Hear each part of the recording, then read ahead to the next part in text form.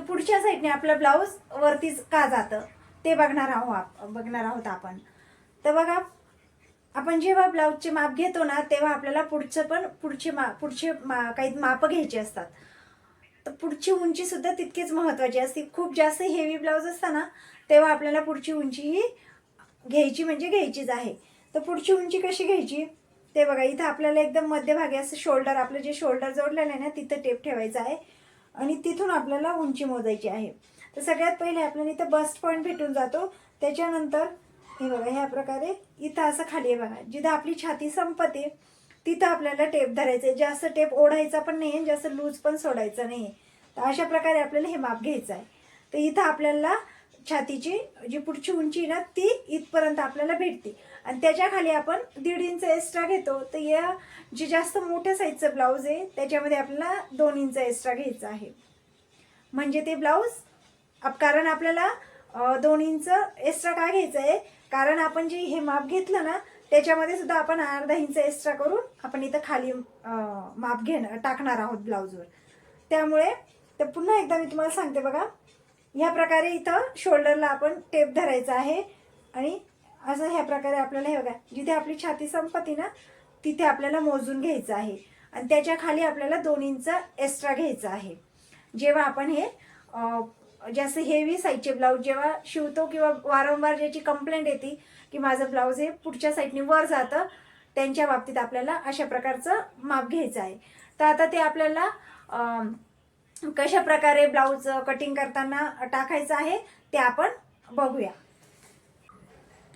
तर बघा, इथं मी आता हे 40च्या मापाचीच ही मार्किंग केली आहे. त्याच्यावर मी सांगते की आपल्याला पुढच्या साईडनी कसं माप घ्यायचं आहे जेव्हा आपलं ब्लाऊज पुढच्या साईडनी वर जातं तेव्हा. तर आपल्याला जी आपली पुढची उंची आलेली आहे ना पूर्ण, जेवढी पण आपली छातीच्या खाली आपण जिथं टेप धरला बस्ट पॉईंटच्या खाली ती आणि प्लस आपली खाली 2 इंच ते आपल्याला इथं पूर्ण टाकून घ्यायची आहे. आता माझी पूर्ण 15 आली आहे आणि त्याच्यामध्ये 1 इंच मी आपली ही शिलाई मार्जिन पण ॲड करून घेतली आहे. म्हणजे मी 16वर हे मार्क केलेले आहे. आता जी पुढची जी उंची आली आहे ना ती माझी 13ची आली आहे. जी काही छातीची उंची आली ना ती 13 आलेली आहे.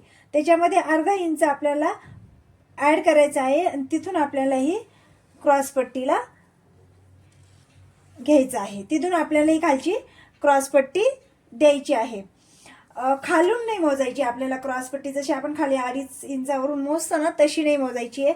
तर आपल्याला पहिले आपला इथं जे पण आपलं उंचीचं माप आलं आहे त्याच्यामध्ये अर्धा इंच आपल्याला एक्स्ट्रा टाकायचं आहे.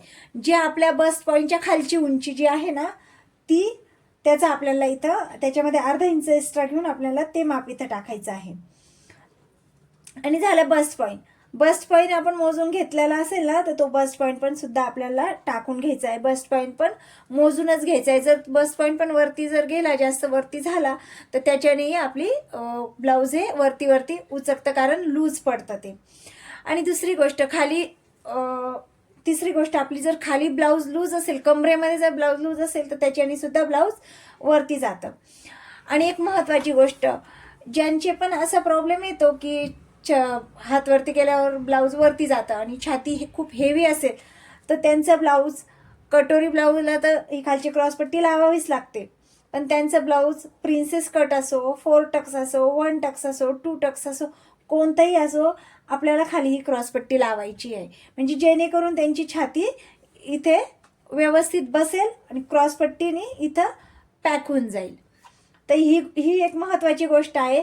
ते जरी म्हटले, कस्टमर जरी समोरून म्हटलं की मला क्रॉसपट्टी नको आहे, तर त्यांना ते समजून सांगायचं की तुमचं माप खूप हेवी आहे. जर हे डायरेक्ट असं ब्लाऊज शिवलं तर ब्लाऊज हे कितीही आम्ही उंची घेतली तरी ब्लाऊज हे वरती जाऊ शकतं. त्याच्यामुळे क्रॉसपट्टी लावूनच शक्यतो हे ब्लाऊज शिवायचं आहे. आणि पुढची जितके पण हेवी ब्लाऊज जर असेल ना पुढची उंची मोजूनच घ्यायची आहे. कारण जास्त मोठं माप असलं ना 40-42 तर त्यांची ना मागचा जो पाठीचा भाग आहे ना उंची ती कमी असते पण पुढची उंची ही जास्त भरते. आणि आपण नॉर्मल जेव्हा ब्लाऊज शिवतो तेव्हा आपण मागची उंची 1 इंचाने वाढवतो आणि पुढची उंची 2 इंचाने वाढवतो. पण जर जास्त हेवी ब्लाऊज असेल ना तर कधी कधी पुढच्या उंचीमध्ये आपल्याला 3 इंच सुद्धा वाढवावं लागतं. त्याच्यामुळे पुढची उंची ही मोजून घ्यायची आहे आणि जेवढं शक्य असेल तेवढं क्रॉसपट्टी लावूनच ब्लाऊज आपल्याला जे हेवी मापाचे ब्लाऊज आहे ते शिवायचे आहे. तर आशा करते की तुम्हाला आजचा व्हिडिओ आवडला असेल. व्हिडिओ आवडला असेल तर व्हिडिओ लाईक करा. अजून तुम्ही माझ्या चॅनलला सबस्क्राईब नसेल केलं तर चॅनलला सबस्क्राईब करून घ्या. आणि व्हिडिओ हा पूर्ण बघितल्याबद्दल खूप खूप धन्यवाद.